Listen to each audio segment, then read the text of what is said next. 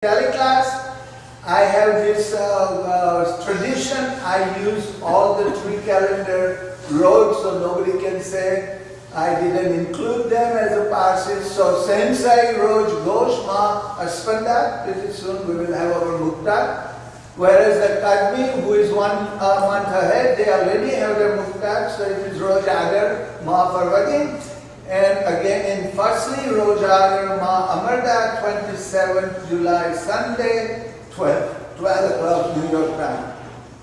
So, we are very thankful first and foremost to Khurshid and J.J. Jamara, who invited both of us to perform the wedding of Anita. And if you were there, you know that our Mahadastuji up there, he did a wonderful job of performing the ceremony. And we are in a beautiful Atash Kadeh of Dallas, and I have a little bit of mine right here in this place for 6 hours with Porus and Yersdi, so it is a very, very special place for me. And I want to thank our President Sahib Farooq and Kushnu in Miami, because they are going to be the Tele class moderator to find out how many people are there, instead of our perennial Kasi Bhai, who always used to do Kasi and Dolly Munshi. So thank you everybody. Now I want to thank all of you from all over the world, including Argentina, for joining us. We are very, very impressed that you think it is important for you to join. Hope you understand. Okay, now turn that telephone off, please. Hello? Okay, so Joanne and I are downsizing our home, and we are humble with all the things you people are doing to us, coming over here with participation, patience, and time. We really appreciate and hope we continue it sometime. Okay, so now, what is the agenda? According to the request of some of you from here, we are going to talk about influence of other religions. Because many times, you know, our own mothers and fathers, as well as our own young people, when asked what is Zoroastrian, what will they say? Oh, good thoughts, good words, good deeds. And they say, but that's in my religion also. What's so different? Maybe you people took it from us. So we want to give a little bit more things to say.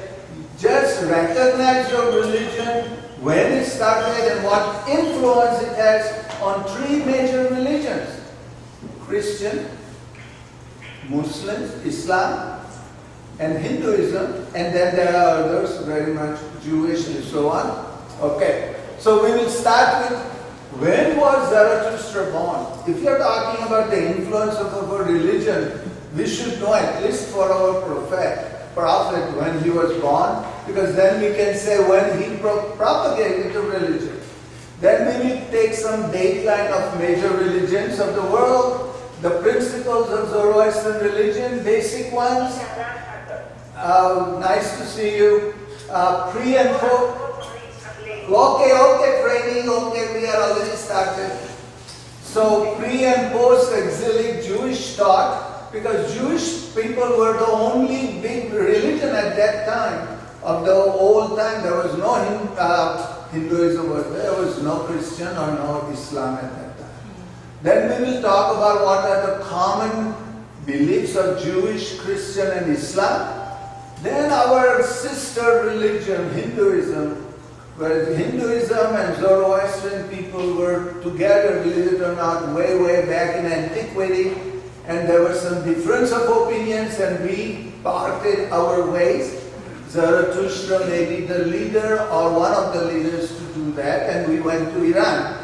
Hindus went to India. So we will talk about that, and then I want to ask you, what do you think about your own roots? Have you ever thought about it? And what is the religion that makes you proud? Because if you are not proud about your own religion, you are not going to talk about anything else. Okay? And then we do cyber Hambandagi and a Hamas or an acknowledgement. I spent some time on this slide number 4. We go on slide number 5 with the first one, which is the age of Zarathustra. And this is kind of an interesting topic to talk about. You can talk hours and hours on it. Very, very difficult to determine. People give a range of 6,000 BC to 600 BC. 6,000 BC to 600 BC, okay? Intense scholarly debate. The conjectures are there for incorrect placement of historical figures. Then we have Sanskrit scholars which shed a very useful light on it, comparing their holy scriptures, Vedas, especially Rig Veda. And believe it or not, Zarathustra's Gatha and Rig Veda has so much similarity you wouldn't believe it. Then you have, we have to need an estimate to say correctly the influence of our religion. And then before we continue, we better stop for a while, take a back seat and say, hey, stop. We are not saying my religion is better than your religion. If you do that, you are stupid, because every religion is important. Materials presented are not my materials. I never do any kind of research and all. I just read and say. So it is available in internet and in literature. If you ask me where I found this is not my thoughts.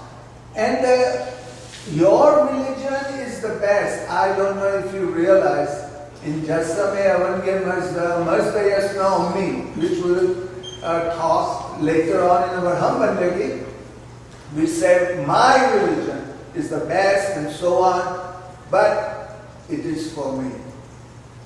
For other religious people, it is their religion which may be best. So it is for me that is best. And one of the most beautiful poem in a prose form, a local Terre Haute person, Max Irvin, wrote, which is one of the most favorite of mine. And it is on my room with a huge thing, so I can read it once in a while. And one of the sentences he says, if you compare yourself with others, you may become vain or bitter, one of the two. For always there will be greater and lesser persons than yourself. So when you think about my religion is the best and this and that, think about this. Your religion is best for yourself.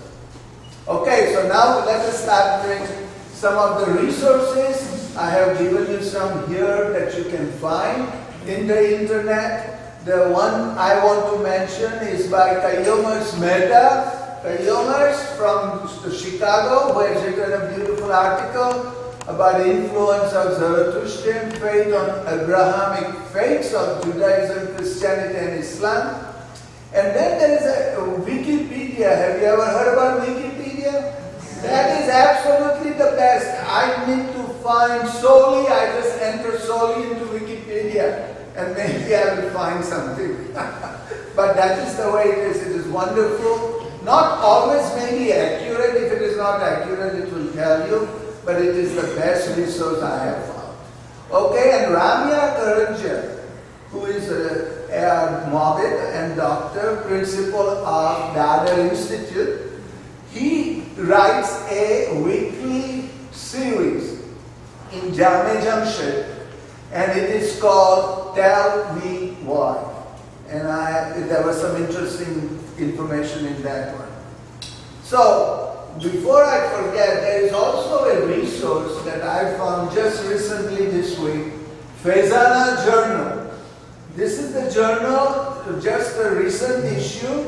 It has information about Zoroastrian of Central Asia, and it has absolutely amazing articles about what Zoroastrian people were in other parts besides Iran. We always talk about Iran.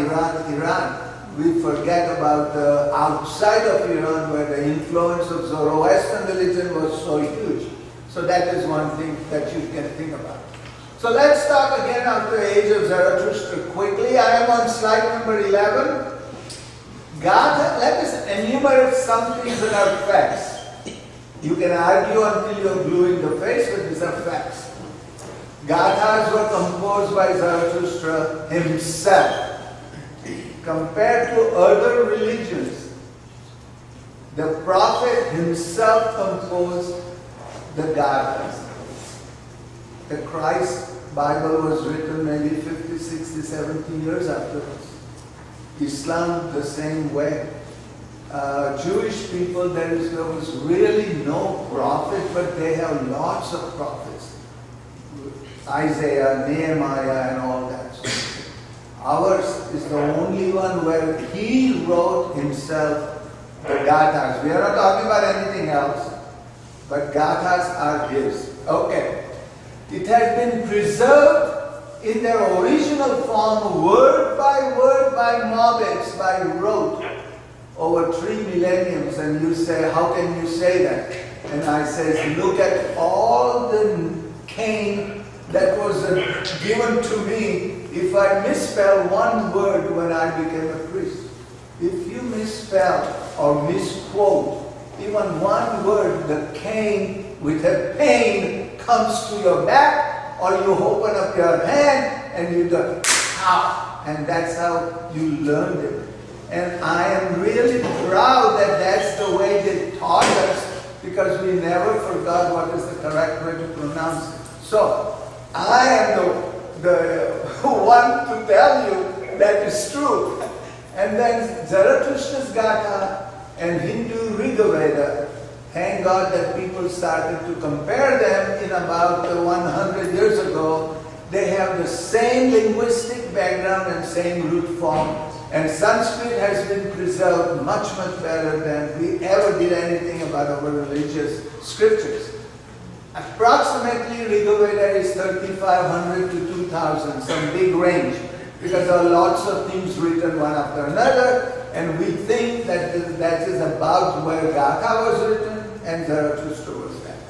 Okay, so now we talk about some comparison. You can compare this one. There are many verses in Gatha, which is word by word in Sanskrit you can find. One place is Gatha 29.1. Shmaibya Devushruva. The earth, Mother Earth, cries out to Dada Ormers, why did you fashion me? Why did you create me? All these bad things is happening. Looks like this time, isn't it? She should again go back to find somebody. Give us somebody who can prevent us from all these evil people around here. And that's why they say Zarathustra was born. 29 Gatha is the most beautiful, dramatic way of talking in divine place what is going on in a drama. This is the first drama maybe written in our human race, sort of thing. Side by side in Srimad Bhagavad, not Bhagavad Gita, Srimad Bhagavad, chapter 10, verse 1, 17, 18, exactly same thing. The soul of the earth in the form of a cow. Remember, cow is very holy in Hinduism. Complains exactly same thing word by word. So it just tells you that our Gatha and this Rigveda are almost contemporaries. Okay? Now, let's talk very quickly about what the other people have to say about Zarathustra when he was born. The first people are the Greek historians around 300, 400 BC, first of all. And they say Zarathustra was born, for example, one of them, he was born 6,000 years before Persian King Xerxes invaded the Greeks. And that puts it around 6,480 BC.